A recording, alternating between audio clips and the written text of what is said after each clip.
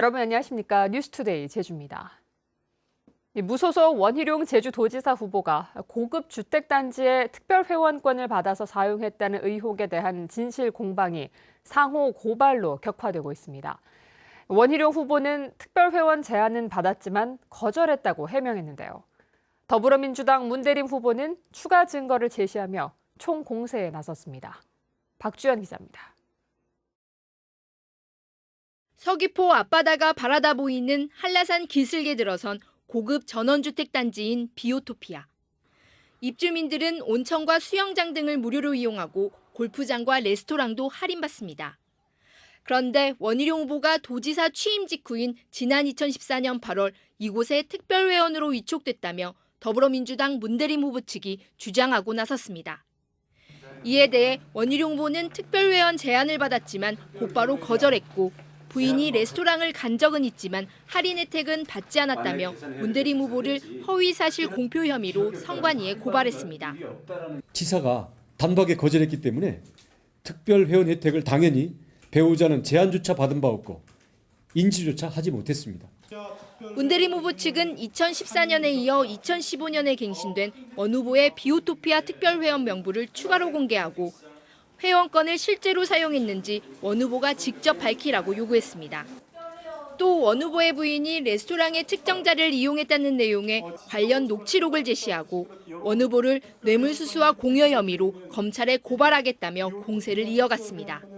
뇌물수수 및 공여 혐의 등으로 동사안에 대한 검찰 고발을 진행하고 있으며 관련자의 증언 녹취록, 특별회원 명부 등을 검찰에 제출할 것입니다.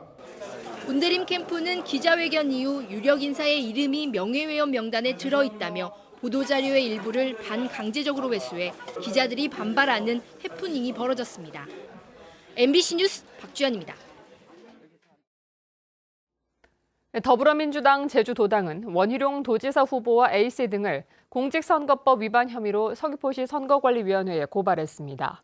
민주당은 고발장을 통해 A씨가 지난 23일 서귀포 시내에서 학원 교사와 농민 등 150여 명이 참석하는 집회를 열어 참석자들에게 김밥과 도너츠 등을 제공했고 원희룡 후보는 이 자리에서 15분 동안 지지를 호소했다고 주장했습니다. 김광수 제주도 교육감 후보가 선거법 위반 논란에 휩싸였습니다. 김광수 후보는 어제 모 고등학교 총동문회 행사장에서 마이크를 잡고 참석자들에게 다시 한번 도와달라는 내용의 말을 한 것으로 알려졌습니다. 공직선거법은 선거운동 기간 전에 마이크를 이용한 선거운동이나 불특정 다수를 상대로 지지 호소를 할 수 없도록 하고 있는데 제주도 선거관리위원회는 관련 내용을 인지하고 선거법 위반 여부 등을 조사 중입니다. 4.3 70주년을 맞아 제주 4.3의 실체에 좀 더 다가서려는 발길이 이어지고 있습니다. 전국에서 4.3 유적지를 탐방하는 수학여행단이 줄을 잇고 교사들의 연수도 진행되고 있습니다. 이소현 기자입니다. 4.3 평화공원 전시관이 수학여행 온 학생들로 북적입니다. 4.3의 도화선이 된 3.1절 발포 사건을 다룬 영상을 보며 학생들은 역사에 한 발짝 다가갑니다. 여러분 같은 중학생, 고등학생 학생들이 이 47년 3월 1일 날 전부 다 나와서 결의를 시작을 했어요. 경상도의 한 고등학교가 4.3의 역사를 알고 싶다는 학생들의 요구를 받아들여 수학여행 프로그램에 4.3 유적지를 포함했습니다. 아 진짜로 일어날 수도 있었겠구나. 이제 이게 정말 아픈 역사겠구나라고 느껴서 좀 더 알고 이제 배워야겠다고 생각을 했습니다. 4.3의 실체에 더 다가가기 위한 교사들의 발길도 이어지고 있습니다. 전국의 교사를 대상으로 실시한 4.3 평화인권교육에 참가를 신청한 교원은 1,000여 명. 지난해 150명에 그쳤던 것에 비해 6배나 급증했습니다. 역사에서 몇 명 희생되었다 이렇게만 숫자로 기억하고 연도로만 기억하던 역사를 와서 그 사람들이 그 현장에서 어떤 아픔을 겪었고 또 살아남았던 가족들이 지금 현재 어떤 아픔 속에서 있고 올해로 70주년을 맞은 제주 4.3. 화해와 상생을 위한 4.3 전국화 움직임이 꾸준히 이어지고 있습니다. MBC 뉴스 이소연입니다. 예산을 절감하고 낭비하는 사례가 도민들에게 공개됩니다. 제주도는 예산 집행의 효율성과 투명성을 확보하기 위해 예산 절감과 낭비 사례, 그리고 수입 증대 방안을 분석하고 매년 사례집을 발간하거나 인터넷 홈페이지를 통해 공개하는 내용의 조례안을 입법 예고하고 의견을 받고 있습니다. 조례안은 또 예산 바로쓰기 도민감시단을 구성해 예산 낭비 사례를 조사하고 관련 민원 처리의 적정성 여부 등을 판단하도록 하고 있습니다. 네, 서귀포시는 각종 산림병해충과 돌발해충 등으로 인한 피해를 막기 위해 산림병해충 방제 대책본부를 다음 달 1일부터 8월 말까지 운영한다고 밝혔습니다. 특별방제단은 인력 9명과 석 대의 차량으로 임야와 공원, 보호수 등을 방제하고 소나무 재선충병 매개충인 솔수염 하늘소가 성충이 돼 본격적으로 활동에 들어가는 시기에 맞춰 지상방제 사업을 벌입니다.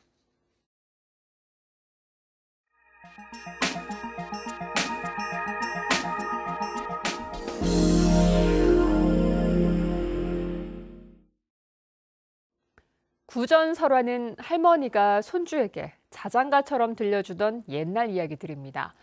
전라남도 고흥군이 지난 3년여 동안 지역의 구전설화를 모았더니 무려 3천여 건이었는데요. 국내에서는 유일하게 설화를 주제로 다양한 사업이 시도되고 있습니다. 여수 MBC 최우식 기자가 전해드립니다. 고흥군 두원면의 한 주택, 집 한가운데 커다란 바위가 있습니다. 일명 각시바위. 여기서 200여 미터 떨어진 곳에는 오매불망 각시를 바라보는 서방바위가 있습니다. 이 마을에는 이들 바위에 얽힌 옛날 이야기가 입에서 입으로 전해 내려오고 있습니다. 고흥군이 지난 2016년부터 이 같은 구전설화를 수집 조사한 결과 보전 가치가 있는 것만 3,334건, 동식물과 지명, 풍속, 귀신이나 도깨비 등 소재와 주제도 다양합니다.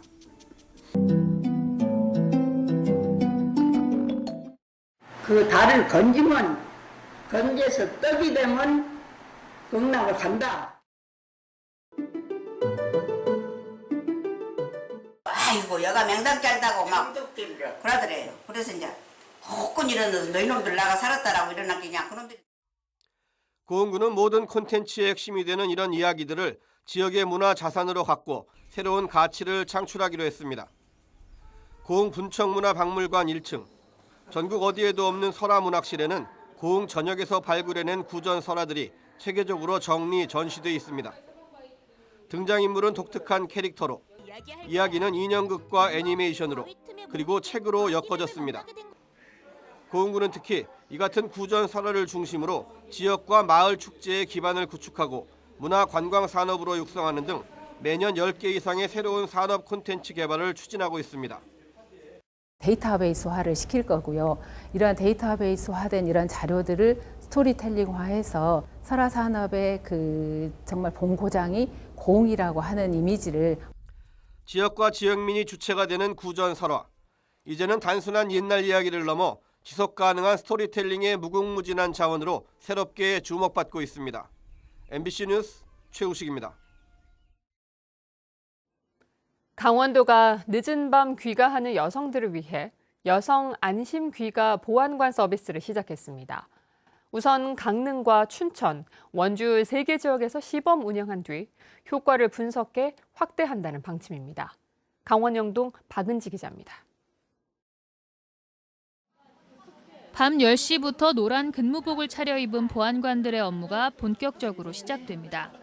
대학가 원룸촌을 돌며 여학생들에게 여성 안심귀가 보안관 동행 서비스 제도를 홍보하고 이용 방법을 알려줍니다. 늦은 시간에 혹시 도움이 필요하시면 언제든지 전화 주세요.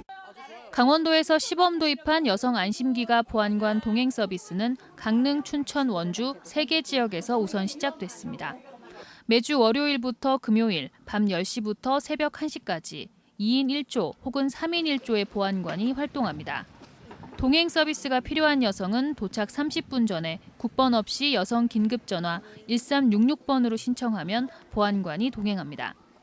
강릉시는 여성단체 협의회 회원들이 동지역을 6개 구역으로 나눠 취약 지역을 순찰하면서 동행 서비스에 나서고 있습니다. 여성들은 안심하게 집에까지 귀가할 수 있도록 좀 많이 알려져서 앞으로 강릉시가 여성들이 정말 편안하게 다닐 수 있는 도시라는 게 경찰서와 자율방범대 등과도 연계해 취약 지역의 순찰을 늘리고 가로등 같은 보안 시설을 확충하도록 건의할 계획입니다.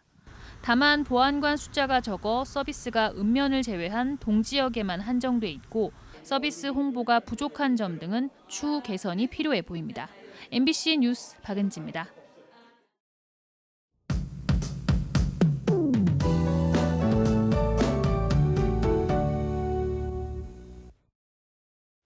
네, 한 주의 시작인 오늘 현재 약하게 비가 내리고 있습니다. 이 비는 오후까지 이어지겠고요. 양은 5mm 미만으로 많지는 않겠습니다. 또 오늘 아침 안개나 방무가 껴서 가시거리가 짧은 구간이 있으니까요. 교통안전에 각별히 신경 써주셔야겠습니다.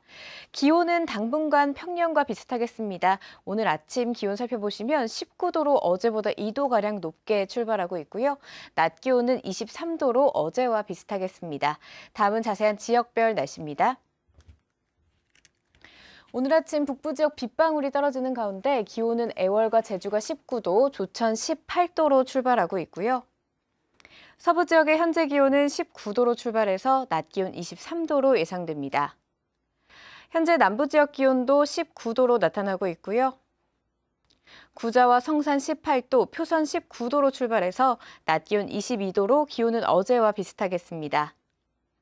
오늘 산간지역 윗세오름 13도, 성판악 16도로 나타나고 있습니다. 현재 도서지역도 비가 내리고 있고요. 아침 기온 18도 내외로 출발해서 낮 기온은 20도에서 23도로 전망됩니다. 바다의 물결은 당분간 낮게 일겠습니다. 하지만 짙은 안개가 끼는 해역이 많으니까요. 항해나 조업하는 선박은 계속해서 주의해 주셔야겠습니다. 오늘 아침 제주공항은 흐리고요. 김포와 청주공항은 맑은 하늘 보이고 있습니다. 주간 날씨입니다. 오늘 비가 그치고 나면 당분간 고기압의 가장자리에 들어서 구름 많은 날씨가 이어지겠습니다. 날씨였습니다. 농번기철을 맞아 농기계 안전사고에 각별한 주의가 요구됩니다. 제주지방기상경찰청에 따르면 최근 3년 동안 도내에서 발생한 농기계 교통사고는 모두 54건으로 6명이 숨지고 58명이 부상을 당했습니다. 특히 농기계 사고는 6월에 가장 많았고 추수기인 9월과 10월이 뒤를 이었습니다. 농기계 교통사고는 일반 교통사고에 비해 사망률이 5배 높았습니다. 제주도는 여름 장마철을 앞두고 지방도 17개 노선 572km 구간을 오는 10월까지 정비합니다. 이를 위해 전담 인력 40명과 장비 22대를 투입해 지난 겨울 폭설로 생긴 포트홀과 도로 균열을 보수하고 도로 표지판과 갓길 등의 교통안전시설을 보강할 계획입니다. 특히 교통량이 많은 평화로 일부 구간에는 조경 공사를 시행하고 있습니다. 제주의 불안정한 전력 수요에 대비한 남제주 LNG 복합 화력 건설 사업이 본격 추진됩니다. 제주도는 남제주 LNG 복합 화력 건설 사업 환경영향평가서 초안을 공개하고 오는 31일 안덕생활체육관에서 주민설명회를 개최합니다. 한국남부발전은 정부의 전력수급 기본계획에 따라 남제주 화력발전소에 사업비 321억 원을 들여 2020년 6월까지 125메가와트 규모의 LNG 복합 발전 시설을 갖출 계획입니다. 올해 지적 재조사 대상 지역이 확정됐습니다. 제주도는 올해 재조사 대상으로 남원지구와 한경면 두모리 1차 지구 등 491필지 59만 제곱미터를 지정 공고했습니다. 해당 지역은 실제 경계가 지적 공부와 달라 재산권 행사에 불편이 있었던 곳으로 문서로 된 지적도를 국제 표준 디지털 지적으로 바꾸는 작업이 진행됩니다. 표선면 가시리와 성읍리를 잇는 서성로 확장 공사가 본격 추진됩니다. 확장 구간은 3.1km로 제주도는 토지 보상을 한 뒤 내년부터 공사를 시작해 2020년에 완공할 계획입니다. 이번 공사가 마무리되면 서귀포에서 성산포까지 서성로 33.9km 전체가 개통돼 차량 통행과 물류 운송 등이 원활해질 것으로 기대됩니다. 송석원 제주대학교 총장의 재산이 전국 국립대 총장 30명 가운데 두 번째로 많은 것으로 나타났습니다.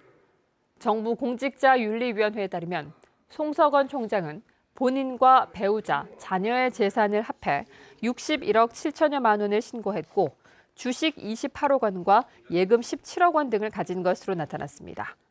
한편 양석환 제주도 감사위원장은 10억 원, 지영흔 제주대 부총장은 6억 8천여만 원을 신고했고 송기정 제주국제자유도시개발센터 상임감사는 재산보다 빚이 150만 원 많았습니다.